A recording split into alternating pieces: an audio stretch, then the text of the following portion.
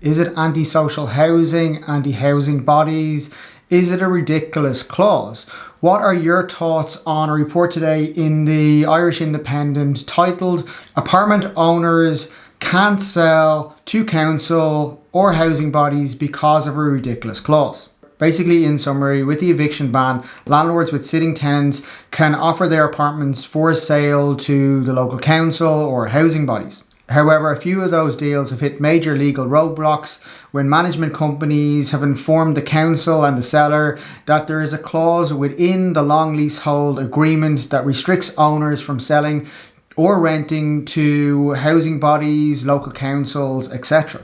In Ireland, apartments are sold by way of long leasehold, generally around 900 years, because you can't own the freehold when you're buying into an apartment block. Generally, those long leases will come with some general rules about how the apartment block is going to be managed to ensure good management for everyone who lives there. These rules are put in place generally to make it easier to manage and maintain for the general comfort of all residents. Some agreements may have restrictions in terms of pets, satellites on balconies or hanging washing on balconies. Some may even restrict the flooring types that you're allowed to put down to help reduce noise within the apartment complex. Other clauses will include the collection of service charge, so waste management, landscaping, lighting, lift maintenance and cleaning can take place. But they will also allow for improvements to take place within the overall development to ensure that the owners who invested into that apartment complex maintain their investment and the property will be maintained into the long-term future. A clause within a long leasehold agreement that stops the owner from selling their property to a housing body or to a council may seem discriminatory or antisocial housing. And sorry, it is antisocial housing, but it's also protectionism as well. The owners and the management company are trying to protect their long-term value of their home and their investment. It sounds crude, but that's exactly what it is, and there is good reasons for it as well. I'm not referring or talking to anything in regards to antisocial behaviour or anything like this. The issue here in terms of the clause within the long leasehold is a management issue for the owners. Generally speaking, councils and housing bodies are quite good at making payments for regulatory work that is required for like fire protection work or health and safety work that is required under the law. So if an apartment complex or a block needs some fire protection to be carried out, a housing body and a council are generally quite good for the money.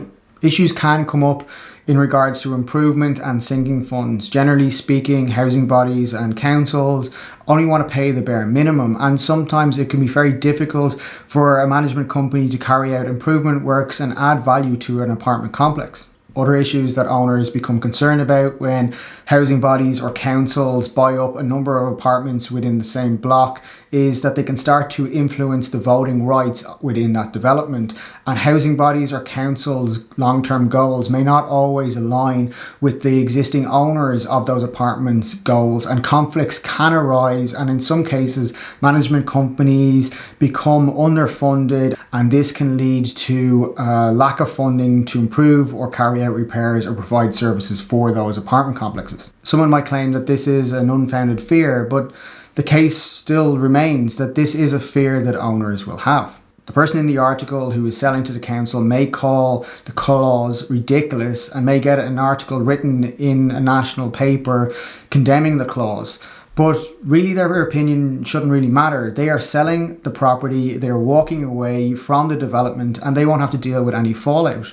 They bought the property with the clause in place and have benefited from that for years. And now that they're selling, they're calling it ridiculous. They need to remember that the management company is acting on behalf of the current owners that are remaining and acting on behalf of their best interests. And they shouldn't be prioritizing someone who is selling. There is probably a likelihood, maybe this will disappear because of all the news with Biden, but there is a likelihood that this type of clause will get some media attention, and we will have a TD banging on about this law being outlawed and this clause should be gotten rid of, which in my mind is just going to be another attack on private property rights and will weaken people's appetite to buy into apartment complex and live there as owner occupiers. I do fundamentally believe that property rights, and throughout history, property rights are fundamental cornerstone to personal freedom. And I'm quite concerned with the amount of constant attacks on property rights, and it is something I think everyone should be a little bit worried about.